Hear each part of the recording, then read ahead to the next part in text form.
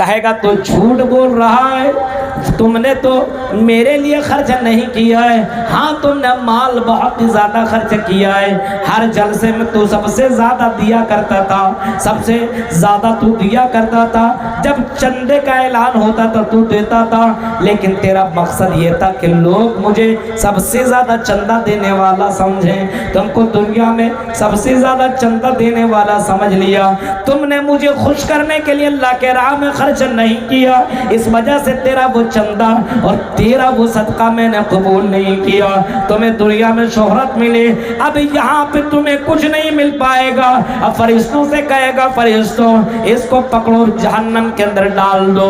میرے بھائیو ذرا غور کرو، یہ حدیث کون کہہ رہے ہیں؟ یہ جناب محمد رسول اللہ صلی اللہ علیہ وسلم بیان کر رہے ہیں، یہ اللہ کے رسول بیان کر رہے ہیں، اور حضرت ابو ہریرہ اس حدیث کو بیان کرتے کرتے بے ہوش بھی ہو جایا کرتے ہیں۔ عبادت کے اندر اخلاص ہونا چاہیے، تب وہ عبادت قابل قبول ہے، ریاکاری نہیں۔ پہلا اوریجنل عبادت آپ کیسے سمجھیں گے؟ اخلاص ہونا چاہیے۔ آپ نماز پڑھ رہے، روزہ رکھ رہے، حج کر رہے، عمرہ کر رہے، آج کل تو حج کرنے کے لیے آدمی حج ابھی کیا ہی نہیں ہے، اور اس سے پہلے اس کو لوگ حاجی صاحب کہنے لگے، اور وہ اپنے آپ میں بھی فخر کرنے لگا بھی یہ سب کو حاجی صاحب کہہ رہا ہے، ابھی حج کرنے گیا ہی نہیں ہے۔ اور حاجی صاحب اور تو اور ریاکاری کی حد ہو گئی ہے، ایک جگہ ایک آدمی حج کر کے آیا اور اس کے بعد اس کا کچھ بقایا تھا، کسی جگہ پہ پہنچا اور کہا کہ بتائیے تو میرا کتنا بقایا ہے۔ اس نے رجسٹر نکالا اور کہا اچھا عبداللہ صاحب آپ کا تو بقایا 22,000 روپیہ ہے۔ اس نے کہا 22,000 ہے؟ ہاں۔ آپ نے نام کیا لکھا؟ بولا عبداللہ۔ بولا عبداللہ اب مت لکھے، اب لکھیے حاجی عبداللہ۔ وہ بڑھوا لیا، حاجی صاحب پیسہ کچھ نہیں دیا لیکن اس کے نام کے سامنے حاجی بڑھا دیا۔ یہ ریاکاری نہیں ہے، حاجی بڑھا دیا، پیسہ کچھ نہیں دیا۔ اب تصور کر سکتے ہیں میرے بھائیو اس کا حج قبول ہوا؟ حاجی حج کر رہا تو لوگ مجھے حاجی کہیں، اب یہ تو ریاکاری ہے۔ اب ہزار وہ کتنوں بھی حج کرنے اس طریقے کے، وہ حج قابل قبول نہیں۔ خلوص ہونا چاہیے۔ پہلا، کوئی بھی عمل کرنے کے لیے کوئی بھی کام آپ کر رہے ہیں تو اس کے اندر 3 شرطیں پائی جانی چاہیے۔ پہلی شرط یہ ہے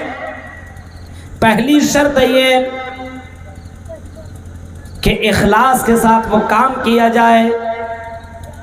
ایک تو مومن ہو، ایمان والا تو ہونا ہی چاہیے، ایمان ہی نہیں ہے اور کتنا بھی آپ عبادت، اب ہمارے ہندو بھائی لوگ بہت سے پنیہ والا کام کرتے ہیں، اس کو اس کا اجر دنیا میں ملتا ہے، مرنے کے بعد اس کو کوئی اجر نہیں ملے گا۔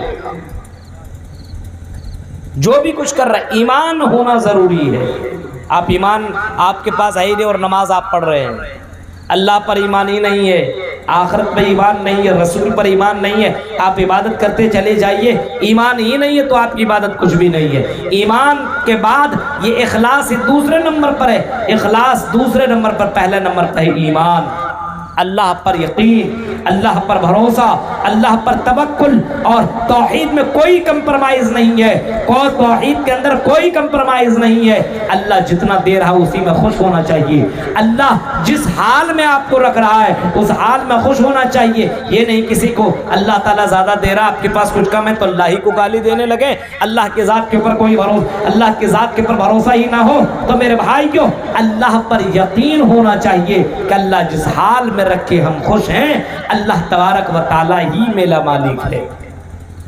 ایمان، اخلاص، کام کر رہے تو اس کے اندر اخلاص ہونا چاہیے، خلوص ہونا چاہیے، دکھاوا ریاکاری اللہ کو، شو بازی اللہ کو پسند نہیں ہے۔ اور تیسری چیز، اگر کوئی عمل کر رہے ہیں تو اس کے اندر تیسری چیز یہ ہونی چاہیے کہ اس کے اندر جناب محمد رسول اللہ صلی اللہ علیہ وسلم کی مہر لگی ہوئی ہو، تب وہ عبادت آپ کی قابل قبول ہے۔ ہم نماز پڑھ رہے ہیں عشاء کی، اب ہم سوچیں کہ ہمارے پاس ٹائم وقت ہی وقت ہے، مسجد میں نماز پڑھنے تو جا نہ سکے، چلو ہم اپنے گھر کے اندر نماز پڑھ لیں، لیکن آپ کے دماغ میں ایک بات آئی، نماز تو نماز ہے، رکعت میں ثواب ملتا ہے، 4 رکعت عشاء میں ہم نہیں پڑھیں گے بلکہ ہم 10 رکعت آج پڑھیں گے، 4 رکعت نہیں 10 رکعت پڑھ رہے ہیں، ٹائم ہے ہمارے پاس، کیا ٹینشن ہے، کہیں تو جانا ہے نہیں، کوئی کام نہیں ہے، ہم 4 رکعت نہیں بلکہ ہم 10 رکعت عشاء کی نماز پڑھیں گے۔ نمازی تو ہے، آپ بتائیے یہ نماز آپ کے قابل قبول ہے؟ 10 رکعت آپ پڑھ رہے ہیں عشاء کی نماز، آپ کی نماز منہ پہ مار دی جائے گی، آپ کی نماز قابل قبول نہیں۔ آپ نے رکوع صحیح کیا، سجدہ صحیح کیا، قیام صحیح کیا، سب کچھ صحیح کیا، لیکن آپ 4 کی جگہ آپ نے 10 رکعت نماز پڑھ لی، آپ کی وہ نماز قابل قبول نہیں۔ کیوں؟ اس کے اندر جناب محمد رسول اللہ کا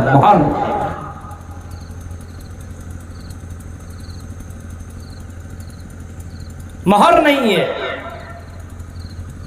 ابھی آپ یہ ربیع الاول کا مہینہ چل رہا ہے، اس مہینے کے اندر کتنے خرافات ہوئے، گلیوں میں شہروں کے اندر قمقمے اور لائٹنگ اور جھنڈے لگائے گئے اور نبی کی آمد مرحبا مرحبا کی نعرے بھی لگائے گئے، اور کچھ جگہوں میں تو لکھا گیا وہابی حرامی، دیکھا آپ نے سوشل میڈیا میں یہ چیزیں وائرل ہو جاتی ہے، لکھا وہابی حرامی، کیوں؟ یہ گستاخ رسول ہے، یہ نبی کی آمد پہ مرحبا نہیں کہتے ہیں اور یہ نبی کو نہیں مانتے۔ ہم نے کہیں کہا تھا کہ اگر محمد رسول اللہ نے اگر کبھی کہا ہوتا اپنے صحابہ سے کہ تم میرا برتھ ڈے منانا، میری میلاد منانا، اللہ کی قسم ایک حدیث دکھا دو، بخاری مسلم ترمذی نسائی ابو داؤد اور ابن ماجہ وغیرہ کے اندر آپ ایک حدیث دکھا دو، ایک حدیث، 2 نہیں، ایک دکھا دو، 2 3 نہیں، ایک دکھا دو کہ نبی نے کبھی منایا ہو یا نبی نے کبھی منانے کا حکم دیا ہو۔ آپ کہیں گے نبی نہیں منایا، نبی نے منانے کا حکم نہیں دیا، لیکن اگر کوئی منائے گا تو غلط کیا ہے۔ ایک مولوی کا ویڈیو وائرل ہو رہا ہے کہ غلط کیا ہے، اس میں منع تو نہیں ہے، آپ نے نہ کیا ہے نہ کرنے کو کہا ہے، لیکن منع تو آپ نے نہیں کیا ہے، اب ہم کریں گے۔ تو آپ نے 4 رکعت نماز عشاء کی پڑھی ہے، آپ نے یہ نہیں کہا کہ 8 مت پڑھو، 9 مت پڑھو، 10 مت پڑھو، منع کہاں کیا؟ پڑھ لو نماز، آپ پڑھ لیجئے، کہتا ہے کہ منع کہاں کیا ہے، کر سکتے ہیں۔ اب بتاؤ، نبی کو جاننے والا سب سے زیادہ صحابہ کرام، نبی کو سمجھنے والا سب سے زیادہ صحابہ، اور نبی کے اوپر جب قرآن اتر رہا تھا اس وقت صحابہ موجود تھے، نبی کے انتقال کر جانے کے بعد صحابہ کرام نے اس کے زندگی کے بعد بھی، اس کے زندگی میں نبی کی زندگی اور نبی کے چلے جانے کے بعد صحابہ کرام نے کبھی برتھ ڈے نہیں منایا، میلاد النبی نہیں منایا۔ سب سے زیادہ صحابہ نبی سے محبت کیا کرتے تھے میرے بھائیوں، نبی سے محبت اس قدر کیا کرتے تھے، اس قدر اللہ کے نبی سے محبت کیا کرتے تھے۔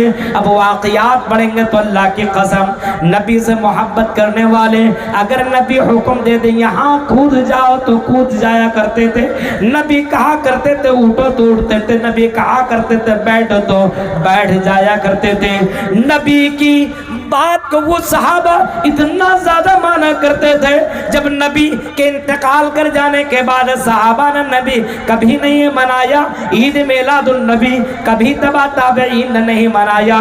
ابو بکر جس کو جنتی اللہ کے رسول نے قرار دیا، اللہ کے رسول نے کہا کہ ابو بکر فی الجنہ، عثمان فی الجنہ، وعلی فی الجنہ، اور عمر فی الجنہ، یہ سب کے سب جنتی ہیں۔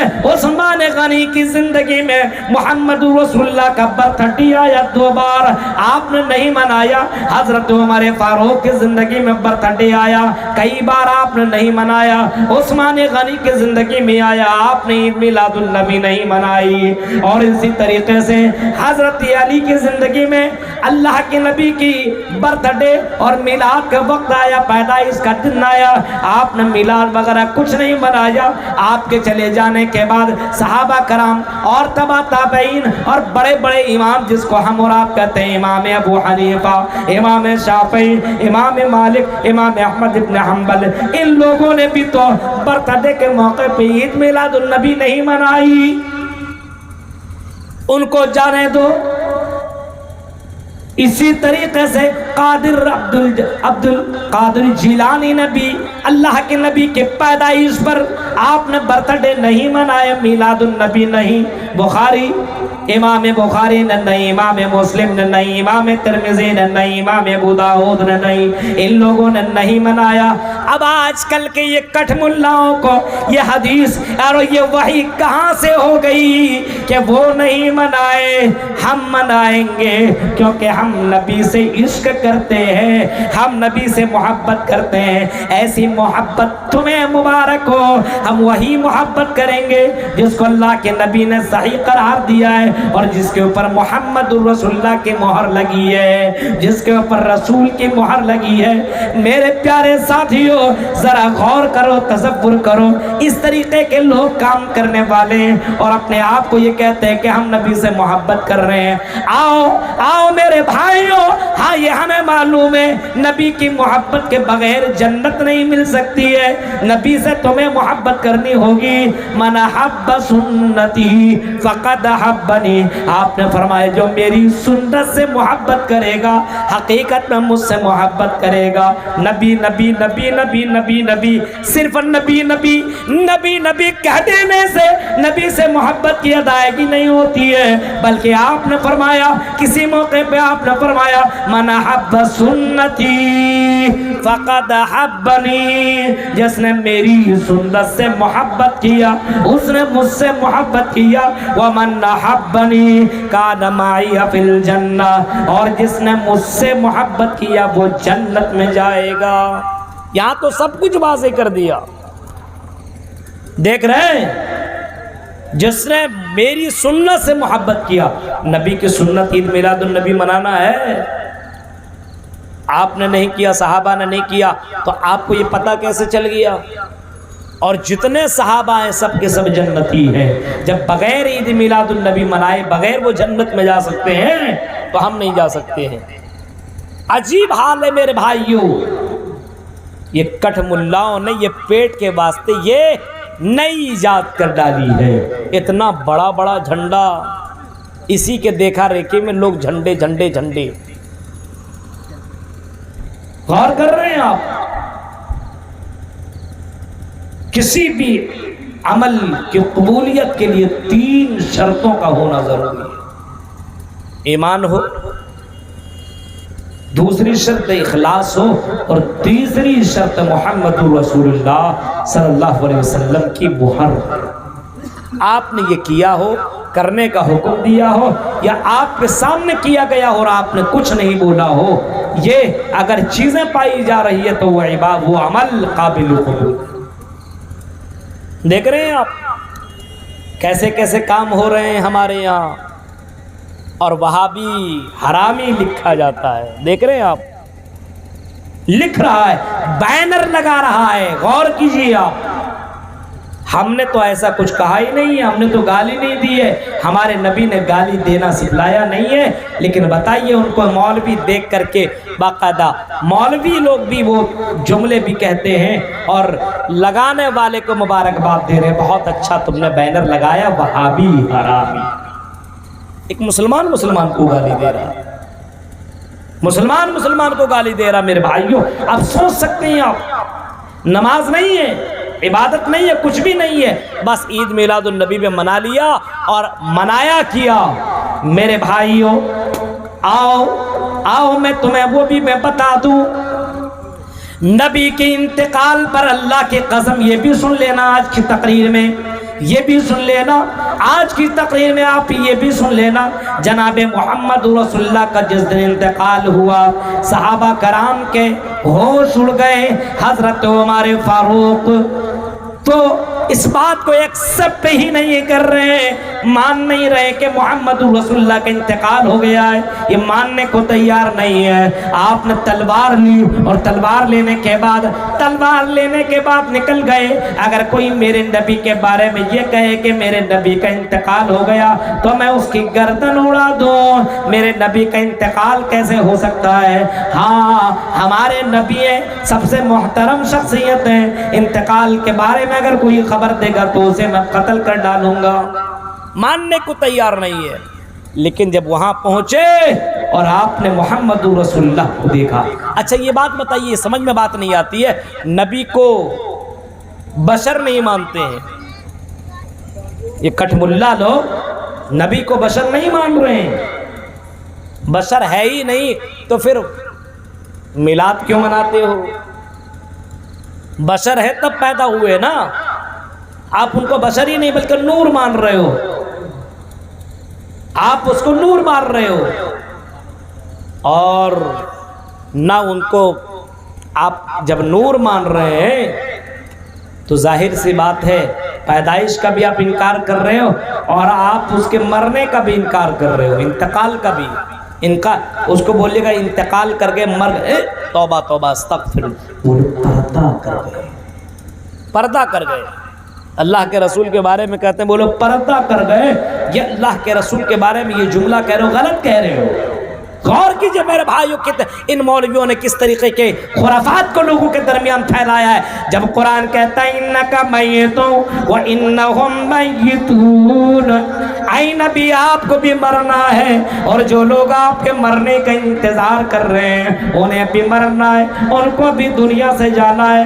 اللہ کے نبی نے آپ کو تو اللہ کے نبی کے بارے میں آیا انکا میتون وانہم میتون، آپ کو بھی مرنا اور آپ کے آنے کے بعد، آپ کے چلے جانے کے بعد جو لوگ آپ کے موت کا انتظار کر رہے ہیں سب کو مرنا ہے۔ میرے بھائی جو سب کو مرنا ہے، جتنے لوگ ہیں سب کو مرنا ہے، اس وجہ سے مرنے کے بعد کی زندگی کی تیاری کیجئے اور کوشش کیجئے کہ ہمیں مرنے کے بعد اللہ تعالیٰ جنت دے۔